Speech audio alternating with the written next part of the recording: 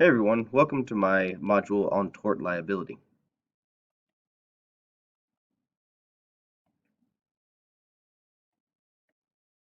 So tort liability, there's kind of two areas of tort liability, two types of tort liability, intentional and unintentional. Intentional can include things like battery, assault, false imprisonment, mental distress.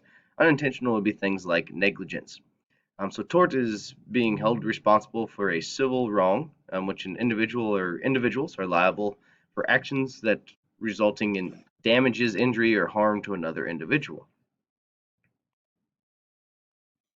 So in reviewing the court cases, the first court case I have was from 1979 in Nebraska, and in this case we had a PE class that was going through mandatory golf instruction, and it was being conducted in the gym because at the time there was some inclement weather where it could not be held outside, and so it was on the gym and mats and with wiffle balls, and we had 58 students supervised by two teachers. One of them was actually a student teacher though. And so we had a student named David. He was injured when he was struck by a golf club, swung by a fellow student named Mark. And David actually later died from his injuries. Um, Proper procedures had been given on the first day, but David was absent that day. David was unfamiliar and asked his group to help him. And David moved closer when Mark was demonstrating, and then was struck with the golf club. I mean, it was found that proper written protocols on indoor golf instruction were not being followed in this instance, and then that teachers were not properly supervising all students. In the end, David's mother was awarded a little over $53,000 in damages. If this was in my district, some of the things that I would do in reactive measures would be first that activities such as golfing must be done outdoors where safety of all students can be ensured. Teachers must be in position to monitor all students at all times. Some proactive measures would be all written and safety procedures and protocols need to be reviewed and then followed every day. And student teachers must be instructed on the proper supervision guidelines for unique activities that are outside of their experience levels. And um, some of the areas of professional ethics that could be beneficial here would be teachers err on the side of caution when dealing with tools that may inflict harm if they're used improperly. So just always err on that side of caution. And in cases where there's inclement weather, alternative lesson plans need to be available and implemented when activities cannot be done safely indoors, where activities that are designed for outdoor use only. The second case I looked at was from, again, Nebraska from 1998. And in this case, we had a student named Robbie Johnson. He was a first grader, and in the class, they were playing London Bridge in music class, and he was swung hard and fast, and he was accidentally thrown into a bookcase where he required 50 stitches. One demonstration was provided, and then verbal instructions were given to not act silly. Now, this was the first time that the students had played the game, and Johnson was the first student to get caught in the game. So this was right at the beginning. The teacher was not watching the students and had her back to the class, writing on the blackboard at the time. Johnson reported telling the other students to stop swinging and asked for help multiple times, but he testified that no one could hear him over the music and singing and laughing. And so Johnson was awarded some damages, a little over $21,000 in damages in this case.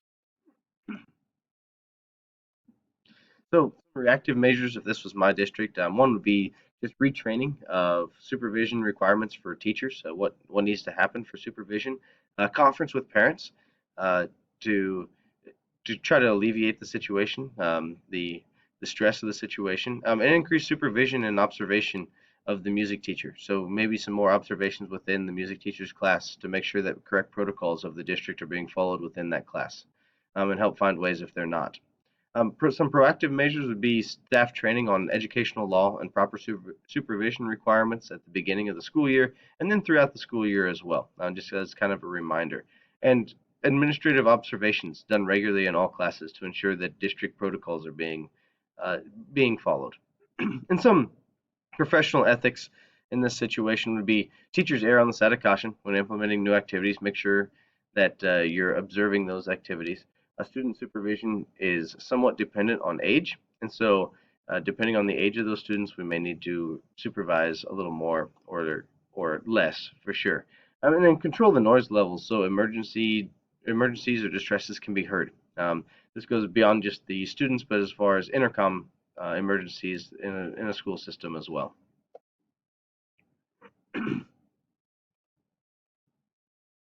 The third case I looked at was from Louisiana, and in this case we had a student named Casey who spoke aloud during a spelling test in which uh, a science teacher at the school who was acting as the substitute teacher for a different class. Um, so a science teacher was proctoring this spelling bee as a substitute teacher in another class, not his own. And so what we had here is the teacher twice asked Casey to leave the room. Um, the teacher had previously in the hour asked several disruptive students to leave the room, and they had all complied. Casey responded by standing up and kind of facing the science teacher. The science teacher then kind of grabbed Casey's arm and assisted him out of the classroom, but in the process, Casey was propelled backwards up the aisle and struck a podium, coming to a halt with his back against the blackboard before he uh, was turned and removed from the classroom. Casey's mother contacted the police in this case, pressed criminal charges, and requested the school dismiss the teacher from his employment, but the court found that the teacher was justified in his actions. So some of the reactive measures in this case that I would have, if this was my district, would be, again, retraining the teachers for the proper removal of students from the classroom, whether they comply or do not comply. Again, conference with parents, and then conference with the administration and uh, students in class about the proper behavior for substitutes. Substitutes are a part of education, so they need to be reminded of what is the uh, proper way that students should act with substitutes, and then increase supervision and consequences assigned to disruptive students in all classrooms. I think some proactive measures would be staff training on educational law and the proper student removal techniques to be used in the classrooms at the beginning of the school year, and possibly things like MANT training, where if it does escalate to a point, how to um, safely get in a physical manner with a student, so neither gets hurt in any way.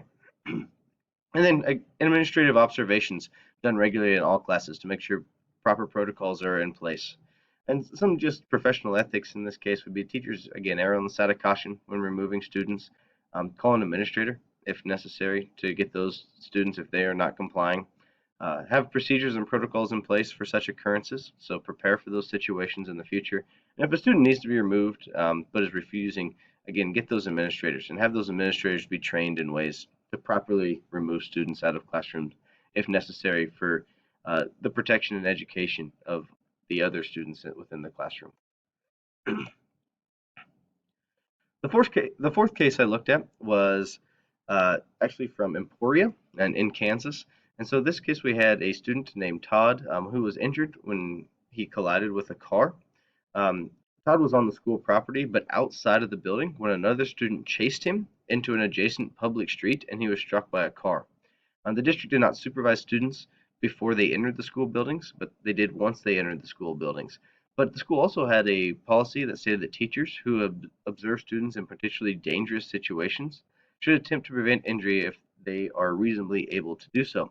And in this case, the court actually ruled in favor of the school district.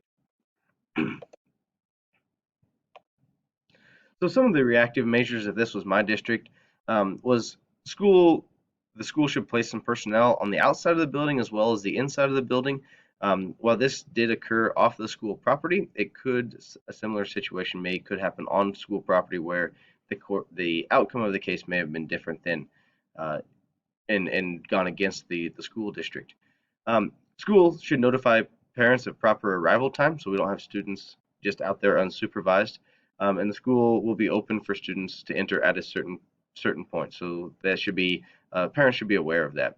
We should I would also develop procedures for students to report to designated locations within the school for supervision before classes begin, so they're not just wandering the school, but actually have particular spots where it could groups, classes, or grade levels will gather before classes begin for supervision purposes. Some proactive measures that could happen here is provide crossing guards for students to cross streets at designated locations, um, install speed bumps on streets and adjacent streets to reduce vehicle speeds.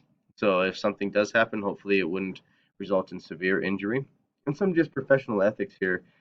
Have procedures and protocols in place to ensure that student supervision for reasonable time, their student supervision for a reasonable amount of time before and after school to try to alleviate these instances in the future as well.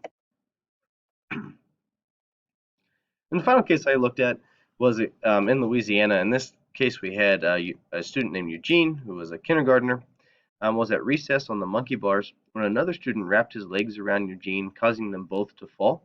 And in this case, Eugene suffered a broken femur. There was only one teacher on duty for approximately 100 students during the recess period.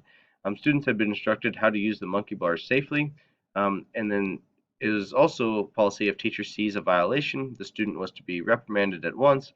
In this case, the teacher was actually in a different situation, preventing several students from throwing dirt at one another and did not actually see the fall. The case was dismissed against the school board.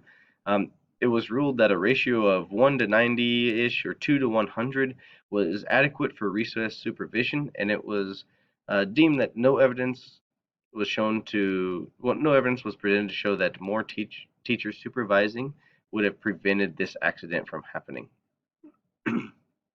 But if this was my district, some of the things that I would do, reactive measures, was to have some supervision out on the playground and have more than one. So if one teacher was dealing with an issue, the other teacher could still supervise the rest of the students at that moment, and then reteach students on how to safely use playground equipment. It shouldn't be a one and done situation where uh, at the beginning of the year they're taught how to do this, but then never again after that. So again, hit those guidelines on how to play with the playground equipment. Some proactive measures that could take place would be to place some cushion type materials beneath playground equipment, something that would soften a blow, and hopefully if a student did fall, whether it was an accident or a situation like this case, that they would not be seriously injured. Periodic reminders of recess safety should be put in place, and set guidelines for teachers to student ratio for different types of supervision. So different age levels might need to have different numbers of supervision, and get those set in guidelines so the buildings know uh, how many teachers need to be supervising a select number of students. And then some professional ethics here is to have procedures and protocols in place to ensure that student supervision is adequate, and supervision um, requirements may vary by age. And so have those numbers set. And so the district administration is down. So building administration and teachers all know how many teachers need to be supervising students at particular times based on age and the activity. All right, here are my references, and thank you for listening.